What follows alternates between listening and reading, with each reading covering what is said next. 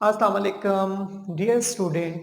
आज के इस सेशन में हम लोग डिमॉर्गन्स लॉ पे बात करेंगे।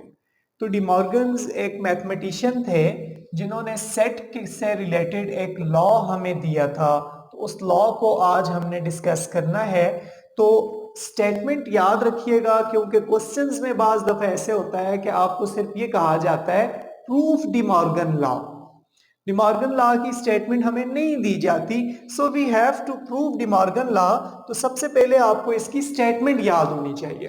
तो बेटा डिमॉर्गन लॉ की स्टेटमेंट ये है, A union B whole complement is equals to, याद रखिएगा जब होल कॉम्प्लीमेंट आप यूनियन में ले रहे हो, तो जब इंडिविजुअल कॉम्प्लीमेंट लोगे तो इसमें अब आपके पास इंटरसेक्शन आ जाएगी। तो ये दो स्टेटमेंट है। मैंने एक स्टेटमेंट आपके सामने लिखी, A union B whole complement is equal to A complement. अगर यहां पे यूनियन है तो फिर वहां पे इंटरसेक्शन हम करेंगे। सिमिलरली अगर हम लेते हैं A intersection B whole complement, अब आप मेरे साथ इसको हल कर सकते हो। A intersection B whole complement, so it must be equal to A complement, यहां पे अब इंटरसेक्शन है ना, वहां पे यूनियन आ जाएगा, यूनियन बी कॉम्प्लीमेंट। तो ये हमारे पास दो स्टेटमेंट होती हैं डिमॉर्गन्स लॉ की, जो मैथमेटिकली आपको याद होनी चाहिए। अब हम इसको प्रूव करते हैं जी। So dear student, De Morgan's law को प्रूव करने के लिए क्वेश्चन में हमें तीन सेट लाजमी दिए होते हैं। एक सेट मैं यहां पे ले लेता हूं, विच इज गिवन एज, एक सेट हमें गिवन होगा यूनिवर्सल सेट। यूनिवर्सल सेट में ले लेता हूं 1 2 3 4 5, ये यूनिवर्सल सेट है। और एक सेट ए हमें गिवन होगा, ये मैं ले लेता हूं 1 3 4। और एक सेट बी हमारे पास, लेट्स सपोज में ले लेता हूं 2 और 5।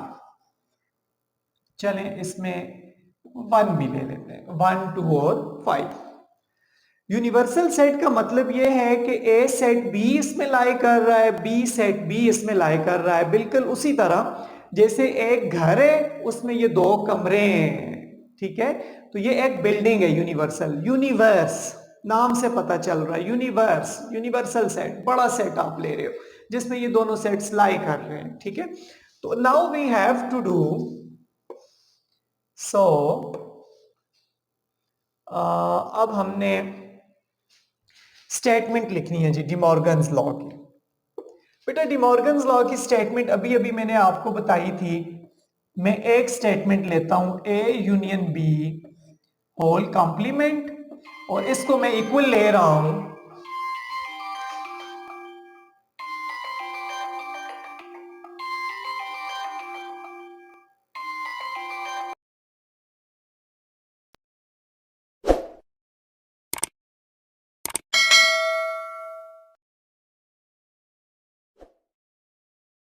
तो डिमॉर्गन लॉ की जो स्टेटमेंट है वो हमने यहां पे लिख ली, A union B whole complement is equals to A complement. अगर यूनियन है तो हम यहां पे इंटरसेक्शन को शो करेंगे, A intersection A complement intersection B complement. Okay, so dear student, अब जब भी आप एक प्रूफ करते हो ना, कोई भी चीज जब प्रूफ करते हो बहुत आसान है। जब आप कोई भी चीज प्रूफ करते हो ना, तो उसकी पहले आप हेडिंग दिया करें लेफ्ट हैंड साइड, ठीक है। ये आपकी दो साइड है ना, इक्वल के इस साइड ये लेफ्ट हैंड साइड है, तो मैं लेफ्ट हैंड साइड पहले ले लेता हूं, which is our A union B whole complement. ये मैंने लेफ्ट हैंड साइड को हल कर देना है। तो लेफ्ट हैंड साइड को जब मैं ए यूनियन बी को हल करता हूं, तो लेते जाएं जी वैल्यूज को, शाबाश। ए और बी का यूनियन ले लें, A union B whole complement है, तो पहले आप ए यूनियन बी लेंगे, ठीक है। कॉम्प्लीमेंट की बात बाद में।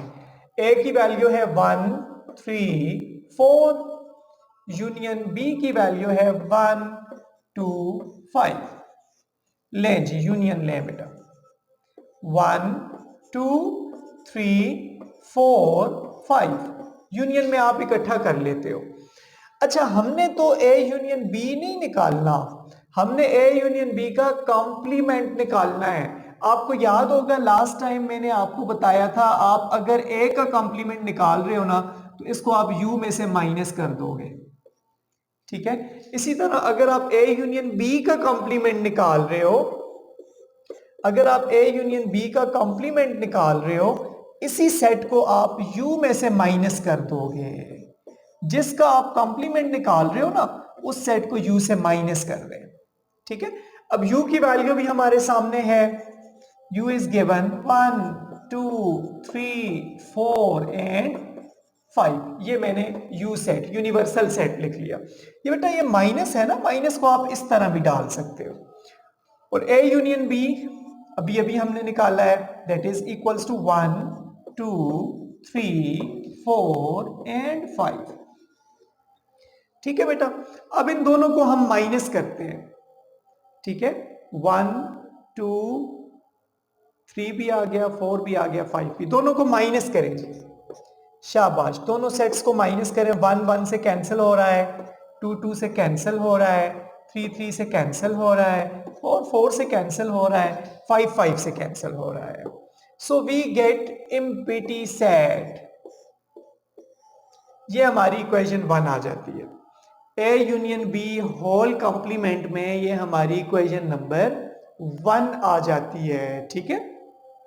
अच्छा, इसी तरह अब हम इसकी राइट हैंड साइड को हल करेंगे। ये ज़हन में रख लें कि हमने ए यूनियन बी का कॉम्प्लीमेंट सॉल्व कर लिया है, दिस वन, ठीक है। अब राइट हैंड साइड पे हम आएंगे, इसको हल करेंगे। ये आपने याद रखना है जी, लेफ्ट हैंड साइड आपके पास एम्प्टी आई है। सो नाउ अब हम आते हैं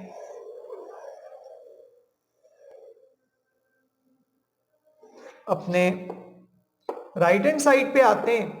so dear student, as you can see our right hand side is A complement intersection B complement, ठीक है। तो सबसे पहले आप अब ए कंप्लीमेंट निकालेंगे। तो बेटा ए कंप्लीमेंट का वही फॉर्मूला है जैसे मैंने आपको कहा है, आप जब किसी का कंप्लीमेंट निकालते हो ना तो उसको यूनिवर्सल से माइनस कर देते हो। तो बेटा जी यूनिवर्सल आपके पास है 1 2 3 4 5 गिवन है हमें, और set A is also given 1 3 and 4। जो कैंसिल हो रहे हैं बेटा उसको काटें, 1 कटेगा, 3 कटेगा, 4 कटेगा, and we get A complement is 2 and 5। ये ए कॉम्प्लीमेंट आ गया। सो डियर स्टूडेंट, अब हम वर्क करते हैं फॉर बी कॉम्प्लीमेंट, क्योंकि हमारी राइट हैंड साइड में ए कॉम्प्लीमेंट भी है, बी कॉम्प्लीमेंट भी है, यस। सो बी कॉम्प्लीमेंट निकालें जी, u माइनस बी। तो करें सॉल्व बेटा, u की वैल्यू क्या है, 1 2 3 4 5 माइनस b की वैल्यू क्या है जी, 1 2 5।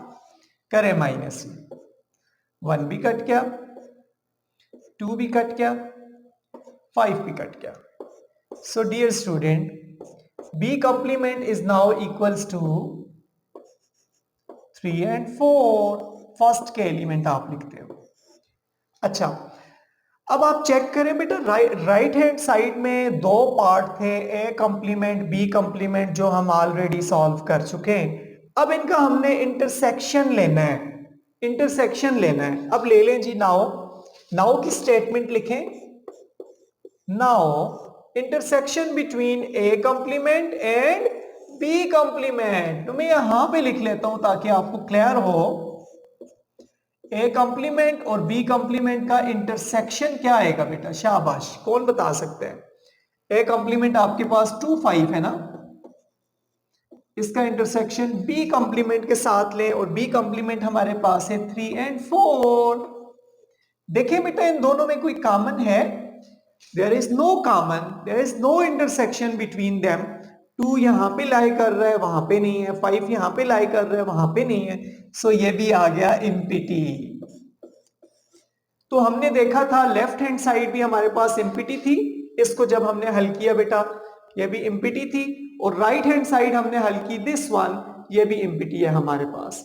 सो आई एम होपफुल कि आज के इस सेशन में डिमॉर्गन लॉ को आपने अच्छे से सॉल्व किया होगा। डिमॉर्गन लॉ में सिर्फ इतना होता है कि सेट्स जरा डिफिकल्ट आ जाते हैं, लेंथी आ जाते हैं, या सेट बिल्डर फॉर्म में आ जाएंगे, सेट नोटेशन फॉर्म में आ जाएंगे, जो कि प्रीवियस सेशन में मैं आपको ऑलरेडी बता चुका हूं। ठीक है, सो प्रैक्टिस कीजिए, होपफुली कि डिमॉर्गन लॉ आपके लिए अब आसानियां पैदा करेगा। बेस्ट ऑफ लक, अस्सलाम वालेकुम।